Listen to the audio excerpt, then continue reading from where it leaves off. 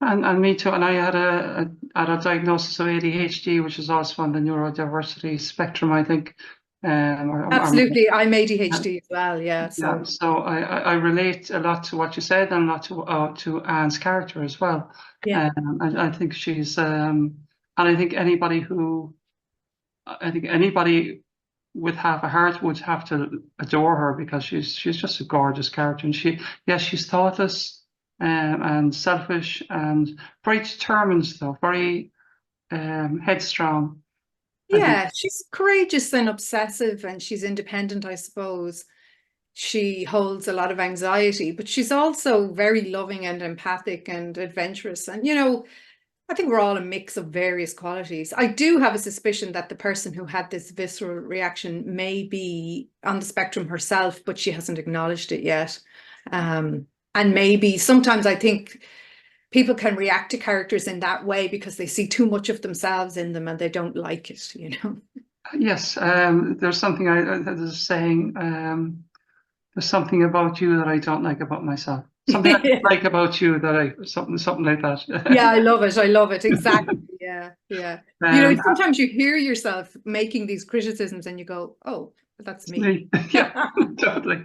And in the passage you read, that she's also very indecisive at times. She knows what she wants, and but she wants to be at sea. And I think at one point, Bedelia describes her as sea starved and coddled in contradictions. And I thought Yeah. it was a beautiful summation of her character. Yeah, she does want to be at sea, but she relies on Bedelia as her rock and her advisor and she's her true north, really. She's the sort of anchor that Anne doesn't know she needs, but desperately needs.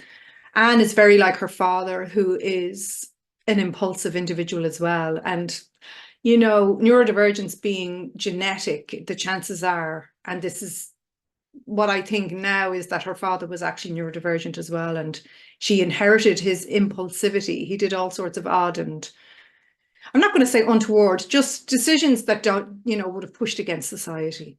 And they're the people I'm interested in. So she's a quester, she's a questioner, like him, a bit of a misfit. She craves new experience and mostly she craves the sea. And Bedelia doesn't like the sea. So when Anne takes her journeys, sometimes Bedelia goes and sometimes she doesn't.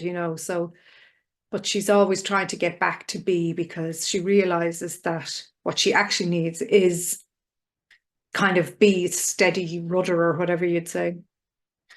And the she in reading your piece that you submitted to Frazzled Lit for issue 1 again this morning, Life as Mask, Mask as Life, absolutely gorgeous piece of creative nonfiction, and that idea, like she does, and you spoke in that about fitting in with company or not wanting, the mask being what we wear when we're in company or to fit in. I'm not putting it right, but she responds particularly well to Captain Jack Rackham, Calico Jack, and she says of him that she feels womanly and able in his Yeah, presence. again, he's a kind of a steady character. He was called a gentleman pirate because he tended to do things without violence. And again, she's a tendency to do this, to swap out lives and fit into the next life and see how that works for her. And Jack Rackham is, again, a little older, steady, but he's offering her this excitement within this steadiness. So he brings her to sea to be a pirate and warns her, this may not go well. You know that now. I want you to know what you're getting into. And she says, yeah, yeah, yeah, just get me out there. I want the adventure. And then she's a bit pissed off when the adventure doesn't quite happen. But he is, again, sort of the rock that she needs, the steadier. And he also, like B, will tell her exactly what he thinks of her when she does something wrong. He's not behind the door in telling her you're selfish and you're self-focused and you need to cop on, like, and when you're working here, you're working in a group, and she's just still struggling with that, like, because, you know, it's just the way her brain operates. She doesn't know that, but that's the way it is.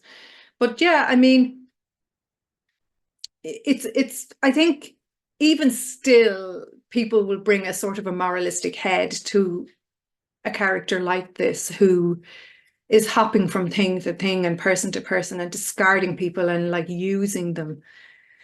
And she's still very young.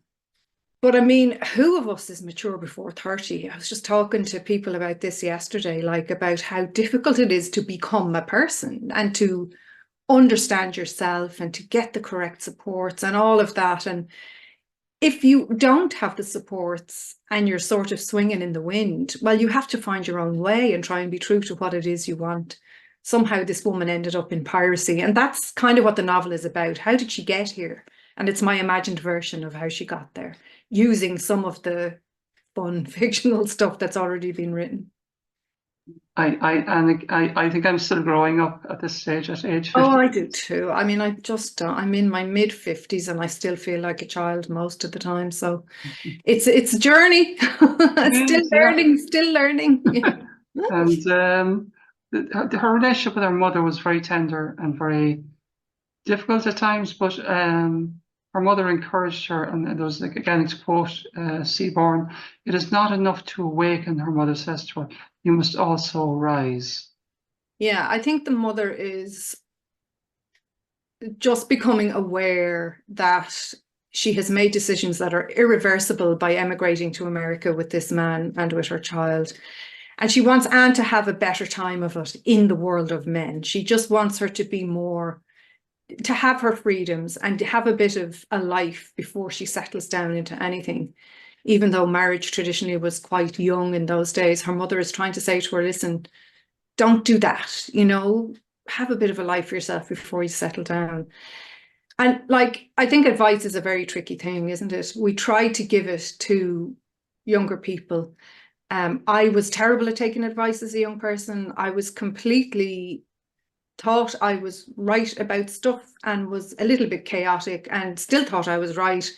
And I sometimes say I wish I'd had more guidance, but I swear to God, if people had tried, I would have told them to F off. So it's just like you're trying to give advice to people and then you think, is it valid for me to be giving advice? And I think the best way to learn anything is just to learn it, to go through stuff. We can't protect and cotton wool our kids. We have to let them make their mistakes and then just be there for them when they do, to kind of help out as much as we can. You can't live someone else's life for them. And I suppose the mother's trying to give her advice, but Anne is going, yeah, I'll do my own thing anyway, which I think is supposed, well, it's the way I lived my life. I was a bit of a brat though. So yeah. I suppose as I get older, I'm thinking about all this stuff. And because I have now a teenage daughter and I worry about her going out into the world of men, and I do try and give advice, but I also know, unfortunately, she has to learn from her own things, you know. All the cliches are true, it turns out.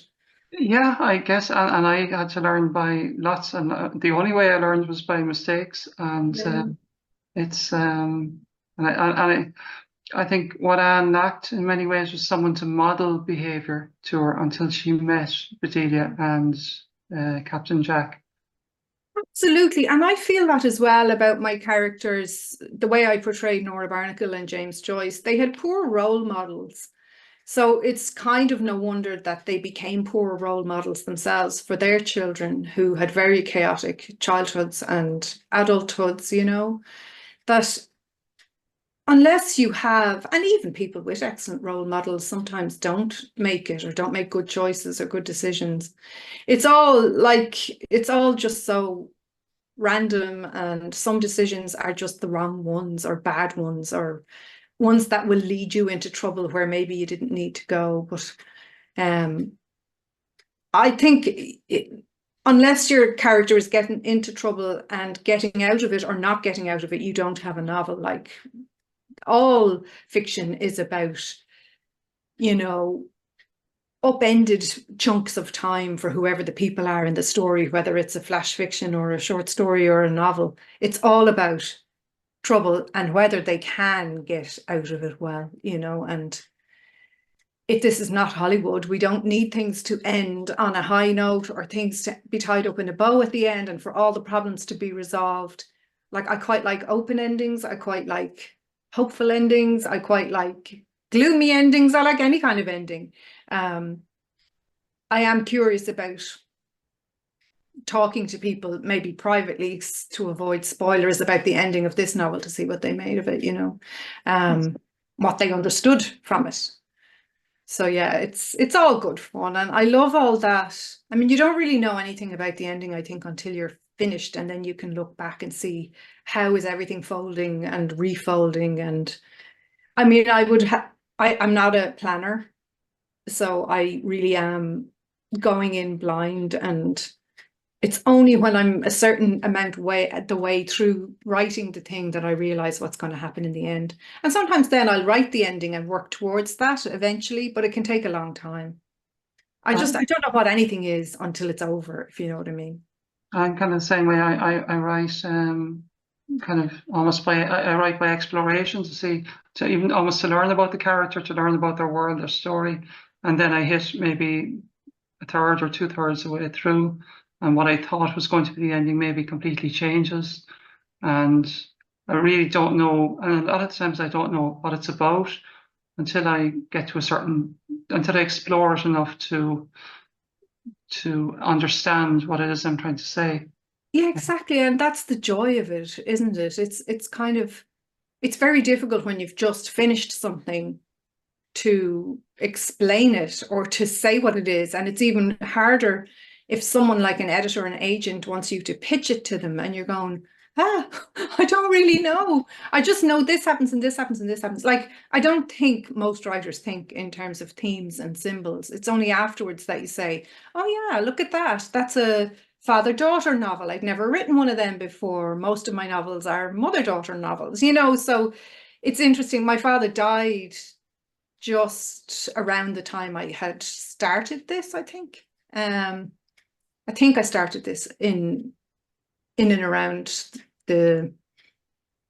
sometime in 2020, and that's the year my father died. So it's no wonder fathers were on my mind, and father-daughter relationships, and, you know, all that sort of stuff. So all of that leaks into the work. You can't help, you know, it just does. Like, you know, it's not like you're there trying to keep it out. You just let it in because, you know, it's what you know. You're making up, inventing hugely, but you're also drawing on life experience. And I'm not coy about the fact that a lot of my characters are partially me. You know, they are me and they're not me. You know, I think it's very hard to explain to people that don't write. They think that everything is autobiographical, and in one way, a percentage of it is, and in another way, it most absolutely isn't. It's just kind of hard to explain. I suppose you're just drawing on maybe on what goes on in your head and the things that you're obsessed with. I mean, I think our obsessions just come out in the work, and I write a lot about motherhood and broken relationships and sensual stuff, because those are the things that occupy my head, you know, so they come out.